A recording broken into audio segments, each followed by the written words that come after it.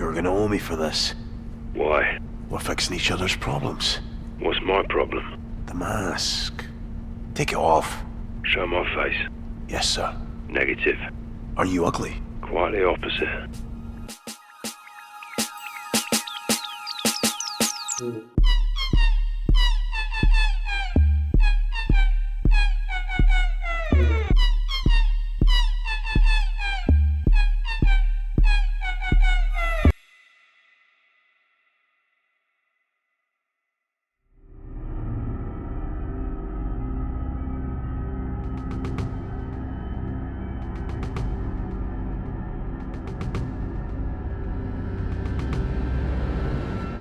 All right, everybody, welcome to our new series. We're just going to be doing some kind of budget loadouts and the stylings of different characters or different teams, different factions, and across media and whatnot. We're starting today with Simon Ghost Riley from the Modern Warfare 2 game that just came out a little bit ago.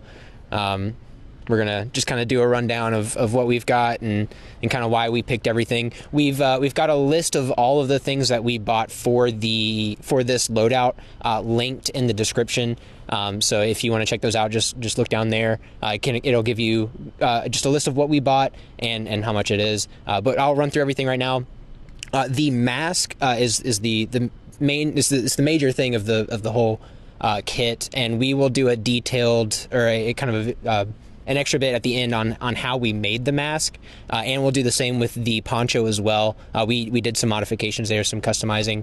You can't just buy the mask off of Amazon right now, so we'll kind of we'll go through how we did that and what the process for that was. But the mask, the black part of the mask and then the skull part of the mask are two separate masks that we combined into one, just through, obviously you can see sewing and whatnot. We added some paint to it as well. And again, we'll go through all that. The poncho, we got this poncho in particular because we mostly just needed something that matched the color of what we'd seen in the games and some of the pictures that we saw of Ghost. And we knew that we were going to be kind of cutting it up some, so we didn't go with anything too expensive. The poncho was, I think I got it here. It was $29.95. So we will again detail how we did that, but just kind of cut it to where we needed it and hemmed it. And then the rig here, we were just searching on Amazon. Again, we just looking at the reference photos, and found something that we thought was pretty similar to what we saw him wearing in game, and that also was relatively affordable, but at the same time something that we felt like we would run in game. It's definitely a cheap airsoft vest, but it's something that it's going to hold up for airsoft.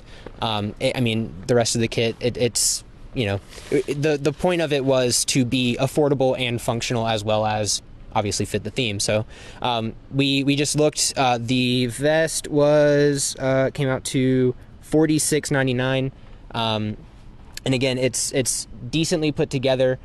I mean, I wouldn't run this as like a real steel rig or anything, but it's definitely going to hold up for airsoft.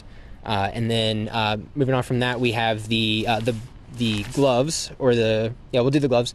The gloves, again, it's just black gloves. It doesn't need to be anything specific. So we found these. They were decently priced. We have these at $15.99, so pretty good price for those. And again, they're just black gloves. And a lot of this stuff, if you find something that works better, or if you have something, like if you have a pair of black gloves already, those work fine, and you can wear those. We had the gloves. What was it? The gloves, the pants, the goggles. Already. And your shoes too. My shoes, yeah. We have the boots. So for a lot of this, if you already have these pieces, like if you have just like a coyote tan or desert tan vest that looks similar, use that. If you have, olive drab or ranger green tactical pants and a shirt, wear that. Isaac's wearing his boots. He's just got some tactical boots on that he wears for his airsoft games. He's got a little bug on there too. I saw it. And he just wore those. I mean, it's more so fitting the theme. That's just kind of what we went with. We understand that it needed to be functional, and a lot of that was stuff that we felt comfortable running in a game, and we know that this stuff works, so we just used it. We already had it, didn't have to spend money on it. So yeah. Do you want to talk about the shirt? Yeah, so the shirt we did get, we just didn't have anything available already. It was just a shirt. It fit the color that we needed. It matched the pants, and it looked like it was something that would be comfortable to wear in an airsoft game. It was durable, so we felt like it would hold up, kind of running through the woods and whatnot. Wasn't going to be too hot or anything. And it's not exact, but a lot of this stuff, like once you add in the poncho, the vest, like this stuff's covered up pretty well, and it just kind of fills in the blank space, like to kind of make it feel like a full costume. Because obviously you can go out there wearing the mask, you wear the poncho with whatever you want, but bringing in some of these colors and general themes, like we just went with like an outdoor like hiking shirt in that green color, but kind of bringing those colors and textures in to surround the core pieces like the mask and poncho are going to be what really fill out your costume. So yeah. So that was the shirt. The belt we ordered for this. The belt came out to it was $16.09, and it's just just like a pistol belt, nothing fancy. Again, it needed to just fit the aesthetic, but not break the bank and be something that's functional. The buckle on there looks like it works really well. It's very well made, it holds up. So I mean, it'll at least hold your pants up, which is what you need a belt for. Yeah. So a lot of this stuff too is just if you're playing airsoft on the weekend or going to an event, it's not like it's going to be out in the field all the time. It's not like it has to be some military spec type thing. It's all airsoft and cosplay stuff, which as long as it's able to hold up while you're running through the woods, I mean, I feel like it's not that difficult to find the equipment you need. You don't have to buy the exact same stuff as us, but we do have our list of things that we purchased linked down in the description with a Google spreadsheet covering the cost and the links and each item individually. Yeah.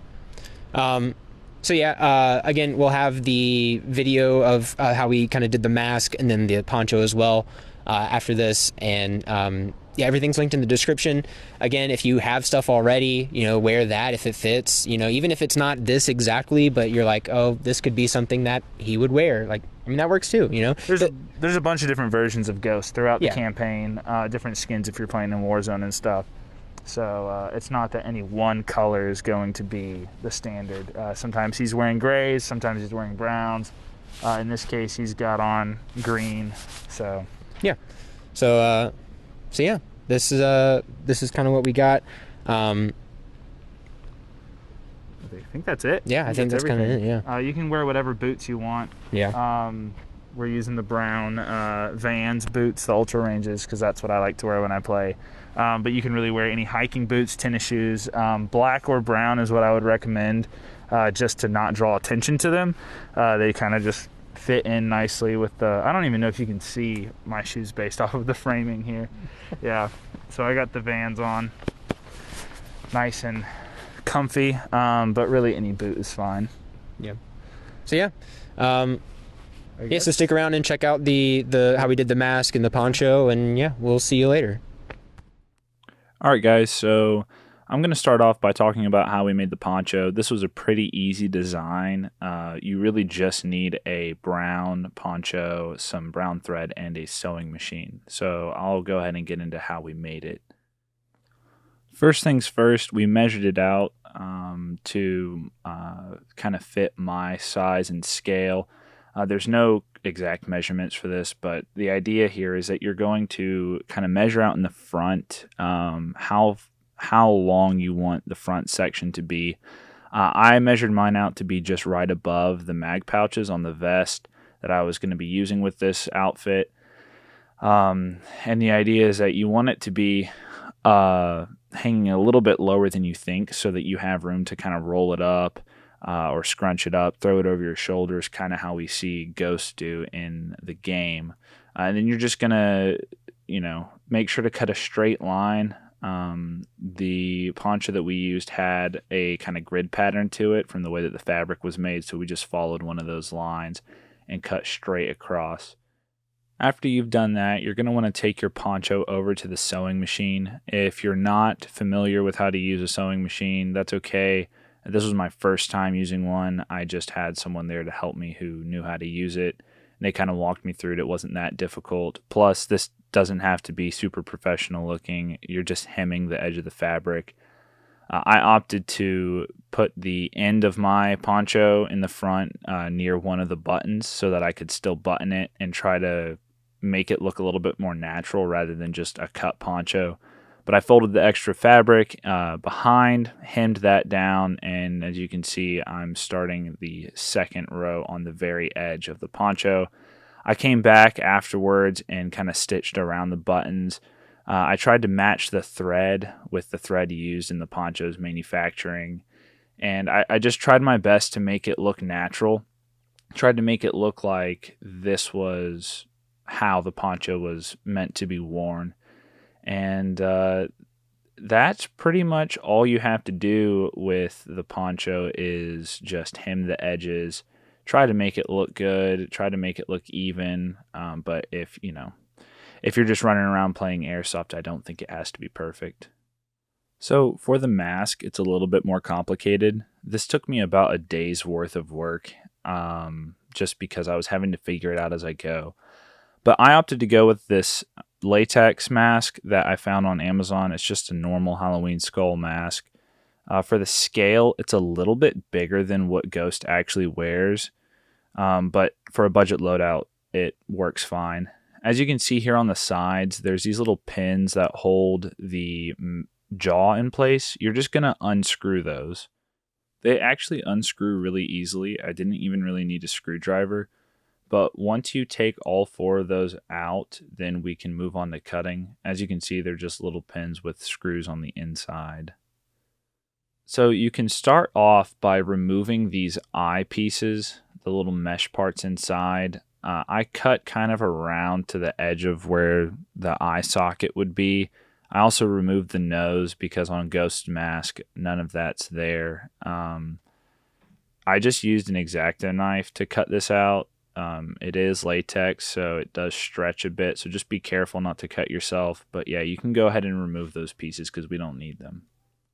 Once you've removed the eye and nose piece, you should be left with something looking similar to this, which, you just want to kind of fine tune it in along the eye sockets to fit well, and you don't want those latex edges to be getting in your eye, and you also want to be able to cover them up with goggles if you're going to be taking this to the field. Next, I started by cutting along the edge of the mask. We wanted to remove the back half of it. I started off going much, much wider than I thought I would need because I would rather have to recut than have to buy a new mask. If you cut too much off in your first pass through, then you're probably going to be stuck having to get a new one. After some trial and error, I finally got the mask to a somewhat reasonable size. I just kept trimming away, putting it up onto my face, and trying to see if I could get the size to match something similar to the one in the game. I also removed this little under part that was behind the teeth because I felt like it would get in the way or even cause some fogging if my breath was getting caught in there. After I removed that, the mask was starting to look pretty promising, and I felt like I was ready to move on to attaching this to the actual ski mask that we're using as the base. The way that I chose to attach this to the mask is just to hand sew it with some embroidery thread. But getting the mask lined up and pinned onto the ski mask was a little bit difficult, and I wound up having to get some help. If you don't know what embroidery thread is, it's basically just a thicker thread, and you're going to want to use black. To determine the spacing I needed for my stitches, I used reference photos from the game, as well as just what I felt the mask needed to be securely attached. I angled mine to the left a little bit because that's what I saw in the game, but you can really do this however you want. Once the mask was attached, I took some gray yarn. You can use any color you want because it's not going to be visible, but I just ran a few lines of it through the mask from the forehead to the back to create that textured look on top. And then I went ahead and used some more black embroidery thread to stitch that down. Once you've done that, it should look something like this, just running along that top seam of the ski mask. Next, I just took my white fabric paint and painted a stripe down each side of the mask. I also brought the white line further up onto the skull part. You want to try to make this even, but it does not have to look perfect. But that's pretty much it. I added some white stripes in the front of the mask, and then I dry brushed the skull with some brown acrylic paint to give it a more muted look, but overall, I'd say it turned out pretty good. The cool thing about this is that Ghost's mask is actually handmade in the game. It doesn't look manufactured. It looks rough. It looks dirty. So if you make a mistake, just keep going with it. I mean, this is not as perfect as I wanted it to be, but I feel like it looks right because it looks handmade. It looks rough. It looks dirty. And I'm personally pretty excited to take it out to the field sometime. But that's it for the making of the mask and poncho. So I'm going to go ahead and go back to our outro. So yeah, thanks for watching. We are planning on doing more videos like this, and creating more Airsoft content, and posting it here and on our social medias. Yeah. And so yeah, we have the next video I think we're planning on doing is another Ghost video, but it's going to be the classic Ghost from the original Modern Warfare 2. Yep. We wanted to do both. I mean, and that one's going to be pretty similar. We're going to kind of go over just some of the things that need to change. So if you want to be able to have both, go check out that video when it comes out. Subscribe, ring the little bell or whatever it is. Gotta ring that bell. And like a lot of this stuff is just budget. You know, like we're just trying to give you the baseline for, hey, if you don't have a ton of money but you want a cool airsoft loadout, you want to like, you know, start some conversations on the field, you want to feel like a tactical operator, this is where you can go to find that stuff. Spruce it up as you see fit. You can get some Union Jack patches to throw on here, maybe some fake grenades, or if you have airsoft grenades, you can change the front of this out. I mean, really, we just went with the basic mag pouches, a lot of the same textures and colors as we see in the video game. Yeah. And we're going to be doing more of these budget loadout videos, and we've got some other stuff planned this year. We've got pretty much the whole year mapped out, so we've got a lot of content coming y'all's way, and we just want to kind of put an emphasis on like useful airsoft videos. There's plenty of gameplay out there. If you want to see gameplay, you can go watch some people who are better than us, you know. Like we're mostly here to just kind of like cover the peripheral stuff that most people don't talk about, like what do you need to play airsoft, you know, where can I find this stuff, what happens if I don't know where to start, and that's why we're going to be doing more videos like this and putting some links to specific items. But like we said, if you have the items already or have just a brand that you like and have the money to spend to get something nicer, do that. You can make this as nice or as cheap as you want. Yeah, absolutely. But I think that's it. Yeah, well, again, thank you guys for watching, and do all the stuff down below, and check out the description for the links to all this, and yeah, we'll see you guys in the next one. All right. Let's go.